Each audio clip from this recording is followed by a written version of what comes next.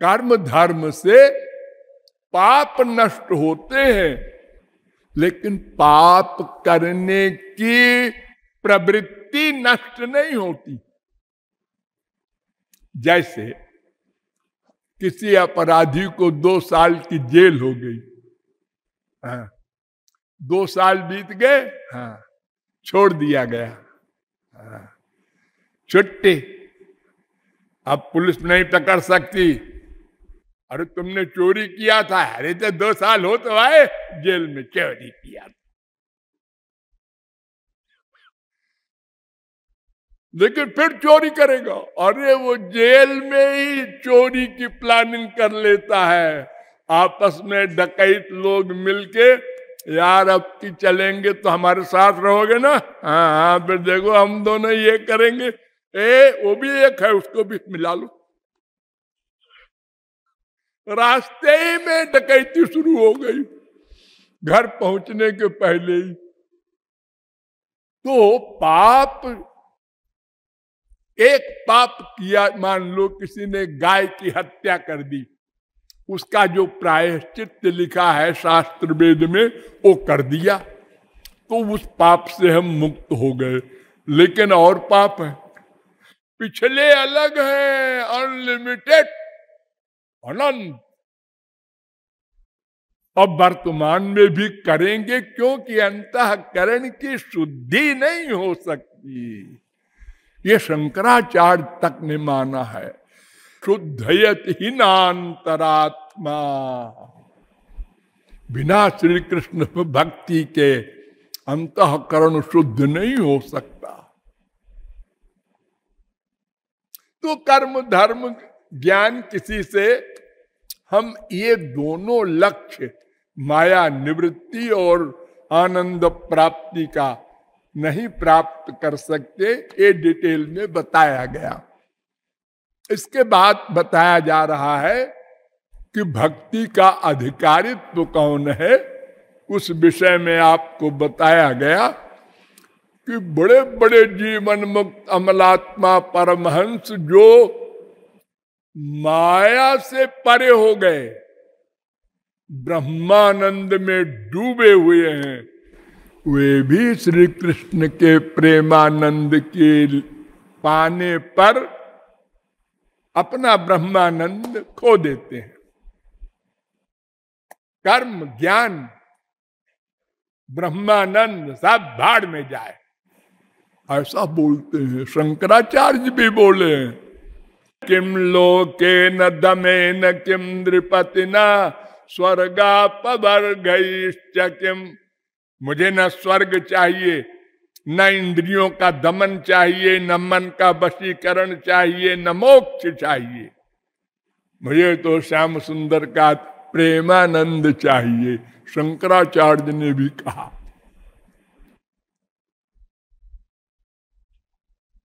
एक परमहंस कहता है कि ये जो कर्म धर्म वगैरह तमाम बातें पंडितों ने फैला रखी है संसार में, जरा इनसे पूछो कि मीना स्नान परा फणी पवन भुंग में सच्च परणाशनो।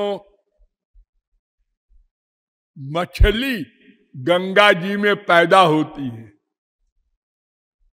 दिन रात गंगा जल पीती है, वहीं मर जाती है, क्या उसको मोक्ष मिलता? नहीं नहीं। और तुम 1 दिन 2 दिन 10 दिन 50 दिन रोज गंगा नहा करके चाहते हो मोक्ष मिल जाए, कैसे मिल जाएगा? फणी पवन भुंग, एक बाबा जी है वो कहते हैं हम तो खाली फलाहार करते हैं। एक है वो कहते हैं हम तो खाली पानी पीते हैं। अरे सांप तो हवा खा के रहता है, उसको गोलोक मिलता है। में सश्च परणाशनो, भेड़ बकरियां और सैकड़ों जंगली जानवर पत्ते खाकर जिंदा रहते हैं। अगर कोई आदमी पत्ते खा करके जिंदा रहे और कपड़ा रंगा ले तो आप लोग भागे भागे घूमेंगे, अरे पत्ता खा के रहता है, बड़ा सिद्ध योगी है। मीना स्नान परा फणी पवन भूमि सश्च पर्णासनो नीराश खलु चातको ही नितराम। ओ चातक केवल स्वाति का जल पी के रहता है।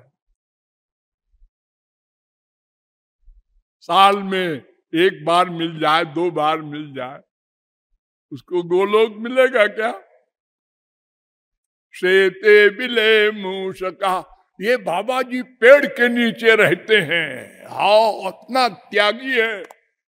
अरे सांप वगैरह ये लाखों करोड़ों जंगली जानवर, इनका मकान है क्या? सब पेड़ के नीचे रहते, ये सब महापुरुष हैं।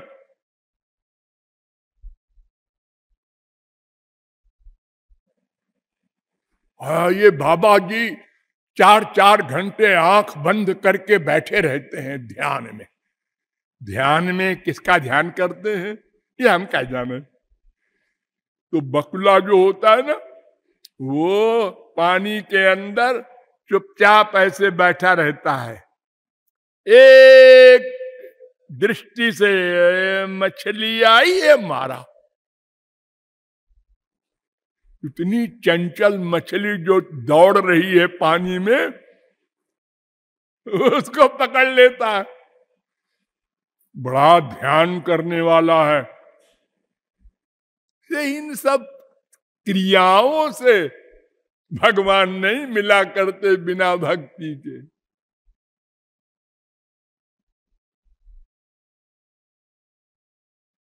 एक महापुरुष भक्त कहता है, संध्या बंदन भद्रमस्तु भवते भो स्नान तुभ्यं नमः भो देवा पितरश्च तर्पण विधौ नाहं क्षमा क्षम्यताम् यत्र क्वापि निषद्य यादव कुलो तंसस्य कंसद्विषा स्मारं स्मारमघं हरामि तदलम मन्ने कि मन्ने न मे।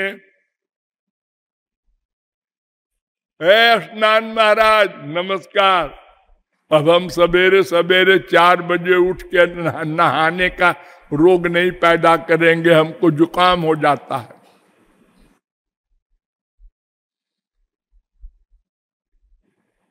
ब्राह्मे मुहूर्त उत्तिष्ठेत कर्मकांड कहता है, 4 बजे उठो, नहाओ, उसके बाद संध्या करो।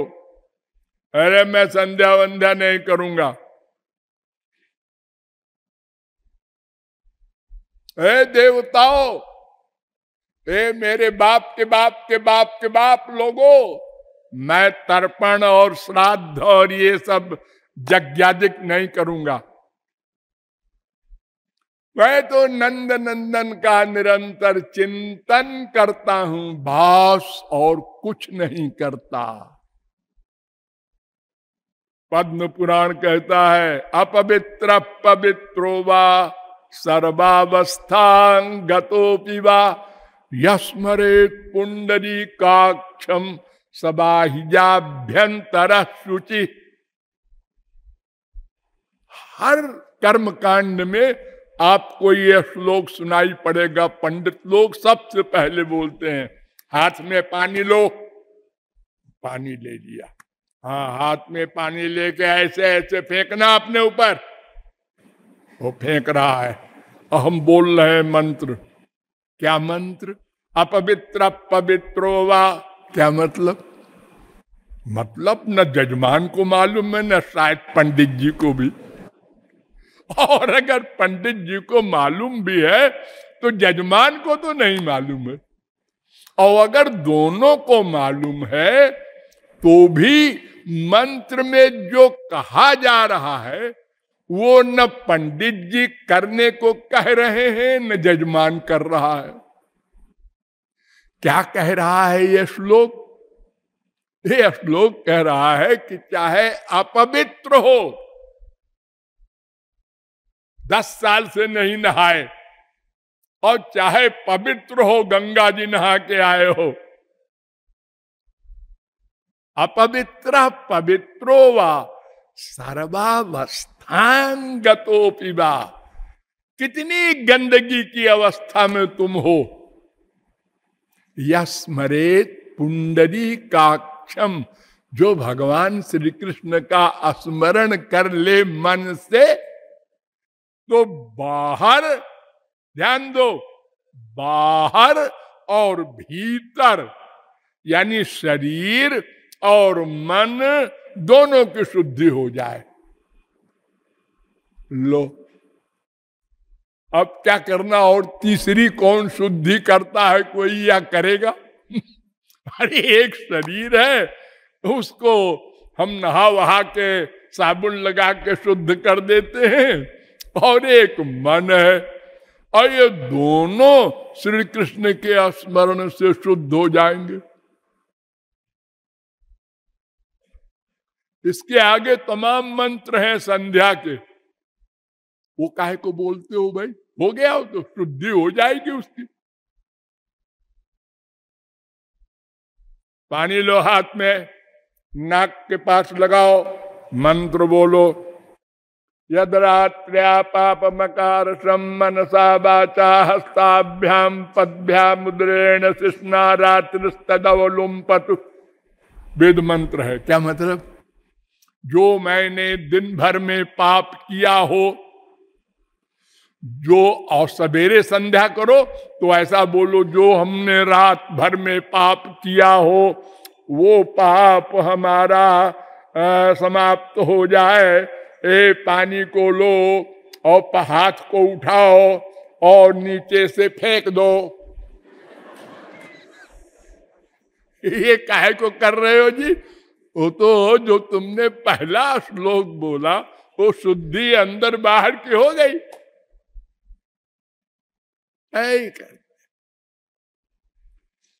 भक्ति के बिना काम नहीं चलेगा। कोई भी कर्म धर्म ज्ञान कर डालो करोड़ों कल्प। एक परमहंस कहता है, एक बात कहूं, कस्मै किम कथनीयम कस्य मनः प्रत्ययो भवति रमयति गोप बधूटी कुंज कुटीरे परम ब्रह्म। किससे कहूं, कैसे कहूं, और कहूं तो कौन मानेगा? अरे ना माने, चलो तुम कह तो दो, तुम्हारा बोझा कम हो।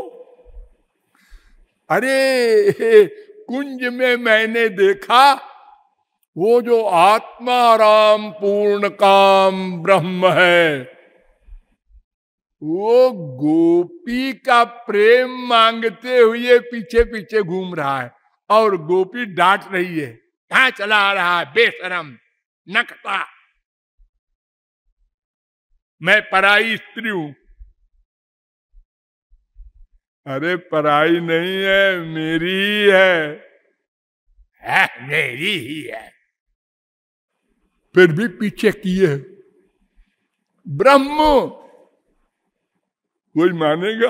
अरे ब्रह्म क्या, ब्रह्म को पा लेने वाला ही नहीं घूमेगा पीछे चुड़ैलों के, वो ब्रह्म घूमेगा भला? मत मानो। मेरा तो अपना अनुभव है ब्रह्मानंदी का। कम प्रति कथई तुम्ही से को वा संप्रति प्रतीति माया तु गोपति तनया कुंजे गोप बधूटी बिटम ब्रह्म। किससे कहूं, कैसे कहूं, कौन मानेगा? पूर्णतम पुरुषोत्तम ब्रह्म श्री कृष्ण गोपियों के पीछे पीछे घूम रहा है। बिटम, जैसे घोर संसारी कामांध लंपट घूमता है, ऐसे मैं ब्रह्मानंदी हूं, मेरी बात मान लो। मैं नहीं मान सकता, इम्पॉसिबल। हम संसारी लोग तो यही बोलेंगे ना, है ये कैसे हो सकता है जी। वो तो आत्मरत, आत्म क्रीड, आत्म मिथुन, आत्मानंद सस्वराट भवति, सर्वेषु लोकेषु कामचारो भवति। 7:25 छांदोग्योपनिषद। अरे उसको किसी की आवश्यकता है? अरे वो आत्मा राम था, हाँ था, वो गोपी राम बना दिया गया। हाँ, किसने बनाया? उसको कौन बनाने वाला? भक्ति, दिव्य प्रेम, उसने बना दिया। तो मैंने कलयुग के संतों का हाल बताया, और द्वापर के भी मैंने उद्धव का बताया था, आप भूले न होंगे, कि वो ब्रिज गोपियों की चरण धूल पाने के लिए एक एक कुंज में कहीं पर वृक्ष लता बनने की कामना कर रहे हैं। उद्धव परमहंस,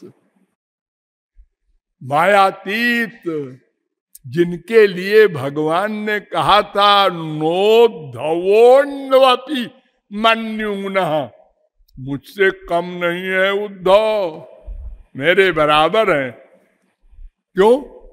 भगवान के बराबर कौन होगा जी? तस्मै तज्जने भेदा भावात, नारद जी कह रहे हैं, भक्त और भगवान में भेद समाप्त हो जाता है। ये भक्ति का भेद रहता है, और बाकी भगवान की सब चीजें मिल जाती हैं। अपहत पापमा बिजरो विमृत्युर विशोको बिजघत्सो पिपासा सत्य कामा सत्य संकल्पा, ये 8 गुण भगवान में है। ये भगवान दे देते हैं अपने भक्त पर कृपा करके। वो केवल एक चीज अपने पास रखते हैं, क्या? जगत व्यापार वर्जम, वेदांत सूत्र है 4:4:17। भोग मात्र साम्य लिंगाच 4:4:21। सृष्टि करने का काम अपने हाथ में लिए रहते हैं। हमारे संसार में लोग कहते हैं ना कि गुरु अपना एक हाथ छुपाए रखता है, कि कभी चेला चैलेंज करे तो जीत न सके। नहीं, ये संसारी लोग ऐसा सोचते होंगे, करते होंगे। स्पिरिचुअल गवर्नमेंट के यहाँ ऐसा नहीं होता। और वो क्या कहते हैं कि एक क्षत्रिय था, उसको सब सिखाया उखाया तलवार चलाना, और उसने कहा अब तो गुरुजी बूढ़े हो गए और मैं अब जवान हो गया हूं, और तलवार के सब हाथ इन्होंने सिखाई दिए, अब हम इनको चैलेंज कर सकते हैं। तो चैलेंज कर दिया उसने गुरुजी को, और गुरुजी ने चैलेंज एडमिट कर लिया। उन्होंने कहा ठीक है, कल युद्ध होगा तलवार से गुरु शिष्य का। तो तर्कस बनाने वाले जो हैं, उनसे कहा गुरुजी ने कि तुम 21 फुट लंबी तर्कस बनाओ। 21 फुट लंबी, तो तलवार भी 21 फुट लंबी होगी। हाँ, तो वो उठेगी कैसे? अब पता नहीं, गुरुजी ने ऑर्डर दिया है कि 21 फुट की तर्कस बनाओ। वो तर्कस बनाने के लिए शिष्य भी गया। उसने देखा इतनी लंबी तर्कस, ये किसके लिए बन रही है? ये तुम्हारे गुरुजी के लिए। ओ, ये 420। तो हमारे लिए 22 फुट की बनाओ। उसने कहा हमको क्या करना है भाई, बना देते हैं 22 फुट की। और तलवार वाले से भी कह दिया कि 22 फुट की तलवार बनाओ। गुरु जी की चालाकी यह है कि 21 फुट दूर से ही मार देंगे, हमारे पास आने नहीं पाएगा टेस्ट। तो हम 22 फुट की बनवा लेते हैं। अब वो 22 फुट की तलवार लेकर के वो बैठे, 21 फुट के वो गुरुजी बैठे, अब पब्लिक बैठी, जज लोग बैठे। अब अलार्म हुआ तो गुरुजी ने क्या चालाकी की थी कि 21 फुट की तरकस थी और तलवार 1.5 फुट की थी उसके अंदर।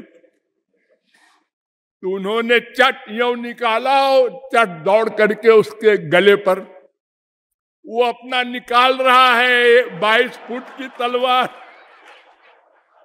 उससे उठी नहीं रही है।